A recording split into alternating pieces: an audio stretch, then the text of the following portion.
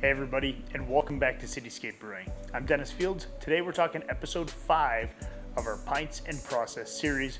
We're going to be talking all things the boil. So we're finally there. We've done all of our mash process. We've done all of our ingredients, our recipe building. We talked about water. We talked about our Mash Tun. We vorlofted. We did our lautering process. We've now got our full boil volume, and we're ready to turn up the heat. So with that, hit that like and subscribe button, grab a pint, and we'll be back after this.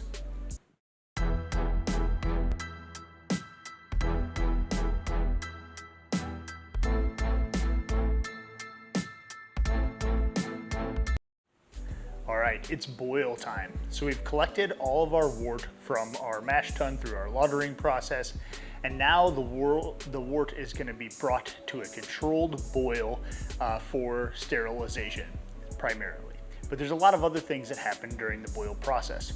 And so during the boil process, when you're heating up your wort, you're really going to want to keep a close eye on it, because as you reach that boiling point at 212 degrees, you may experience a boil over, which means you might need to turn down the heat, you might need to shut it completely off or remove the kettle completely from the heat source, whether you're doing that on a stove or a burner outside or what have you.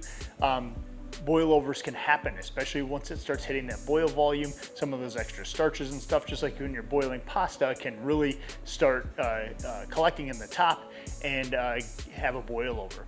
I use a product called Fermcap. You'll see that in a lot of my videos. I add that on the top, and what that does is it helps reduce the chance of getting a boil over, because it prevents the forming of foam by reducing the surface tension of the beer, right? And so it essentially helps the bubbles break faster. And so you'll have the bubbles, they'll break faster in the boil, and that also helps during fermentation without really affecting any head retention of your beer itself. So the boil process reduces your volume of liquid in your kettle, obviously as you're boiling it, and therefore it concentrates your wort a little bit more. And by doing that, and you have a rapid boil going on, it reduces about a gallon or so per hour. And so you'll see most recipes call for a 60-minute boil for that reason, but also because you need to add things during that 60-minute process, and you need the time for those things to happen. So the main thing that you do during your boil process is add hops. And so by adding hops, it does a couple of different things. It adds aroma, flavor, and bitterness. And all three of those things determine your beer outcome, and those things are more or less depending on when you add hops during your boil. And so for instance, if you add hops early in your boil, you'll add more bitterness, and towards the end of your boil or even after your boil, you're adding flavor and aroma. So the smell of your beer and the flavor of your beer versus the bitterness of your beer, which is at the beginning of your boil. And so hops are all unique. There's a wide range of different hops, and they all have different flavors, different aromas, different bittering styles.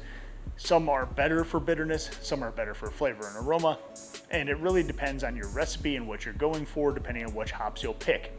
And all hops have hop oil in them, right? And those hop oils have really played a role in different beer styles, especially hazy IPAs, where you may not add really any hops during your boil process, but you'll add a lot of them right after, either during a flame out or whirlpool addition. And so flame out is essentially exactly what it sounds like. Shut off the heat source, add your hops, right? Flame out. But whirlpool is a little bit different. Whirlpool is done by cooling your beer down to a certain degree, adding the hops at say 170 degrees, which is very common, and then letting them sit there during the whirlpool, whether you recirculate with a pump or whether you can just let it sit in your pot for 15 minutes after cooling it down for a little bit, taking your chiller out, and then going ahead and doing what they call kind of a hop stand for 15 minutes. And so then after that period, you would continue cooling it down the normal way. So after your hop additions and your boil process is done, you've got done with your 60 minutes, you've got done with any flame out or whirlpooling that you're doing, one thing you're gonna need to do is cool your wort down as quickly as possible. And so a lot of people, when they first get started, just put their beer in an ice bath. and that takes forever to cool, right? But the next step that people normally do is they either make or buy an immersion chiller. And I have a video on how to make an immersion chiller. If you're interested in watching that, go ahead. I'll put the link in the video description below. There's a cheaper way to do that versus buying one for 80 to 100 bucks somewhere else, which you can do. You can also make one for around $40-ish. You really want to get that beer down to fermentation temperature as quickly as possible. And so the immersion chiller will help you do that a lot quicker, but there's no reason that you can't use other methods. Some people use plate chillers with a pump. Some people will put it in an ice bath, still totally fine, as long as you're doing it as fast as you can to reduce the chance that your beer is going to get any foreign bacteria in there that you don't want in your beer.